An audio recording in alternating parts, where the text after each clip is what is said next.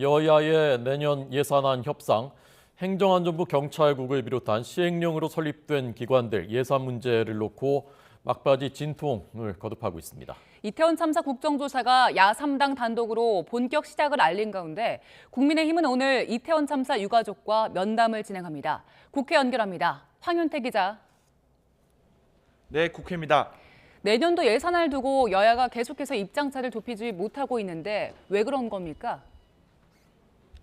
네, 아직 남아있는 쟁점은 윤석열 정부가 시행령 개정을 토대로 설치한 행안부 경찰국, 법무부 인사정보관리단의 예산 편성 문제인데요.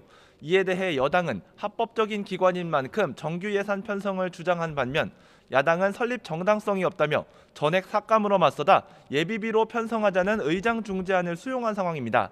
국민의힘은 상대적으로 소액인 기관 운영 예산을 두고 전체 예산 통과를 막는 건 발목 잡기라고 비판하고 있습니다. 직접 들어보시겠습니다.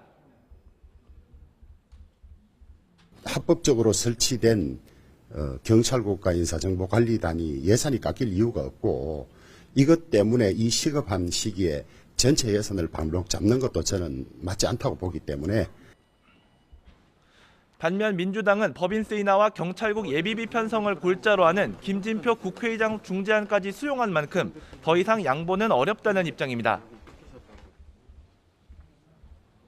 주영 대표님이 박홍근 대표를 연락이 끊기셨다고 그래가지고 답이 안 나오면서 계속 쳇바퀴 돌듯이 하는데 만난 데는 무슨 의미가 있겠습니까? 김 의장의 중재에도 불구하고 예산안 협상이 장기화하면서 타결 시점이 연말까지 밀릴 거라는 관측도 조심스럽게 나오고 있습니다. 네, 오늘 국민의힘이 이태원 참사 유가족들을 면담한다면서요? 네, 어제 야3당 단독으로 이른바 개문발차 국정조사 특위시계가 본격적으로 돌아가기 시작했는데요. 이런 가운데 국민의힘 국정조사위원들과 주호영 원내대표는 오늘 오후 이태원 참사 유가족 10여 명과 만날 예정입니다. 지난 국조특위와 유가족 간 만남 당시 여당 의원들만 불출석한 뒤에 따로 만나기로 한 건데요. 어떤 대화가 오갈지 주목되는 이유입니다. 야당에선 민주당 신현영 의원의 닥터카 논란이 커지고 있습니다. 참사 당시 신 의원이 의료진이 탑승한 닥터카를 자신의 집으로 불러 현장으로 향했다는 논란인데요. 신 의원은 비판이 이어지자 입장문을 내고 국정조사 특위위원직을 사임했습니다. 이에 대해 국민의힘은 특권과 반칙이 드러난 거라면서 비판했는데요. 들어보시겠습니다.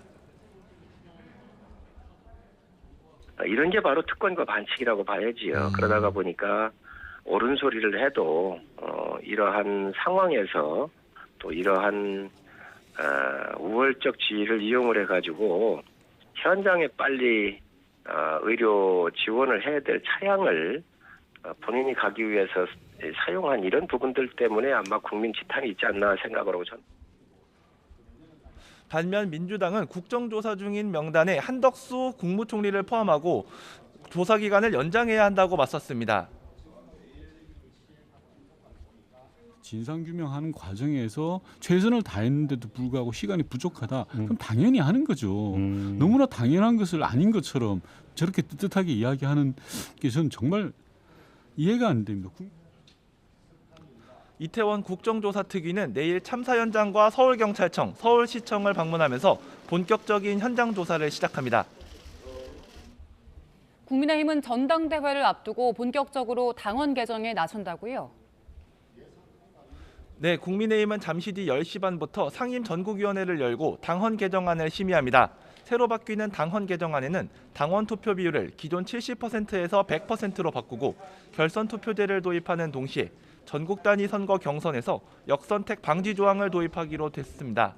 이번 개정안이 상임 전국위원회를 통과하면 23일 전국위원회를 열고 당원 당규 개정 작업을 마무리하게 됩니다.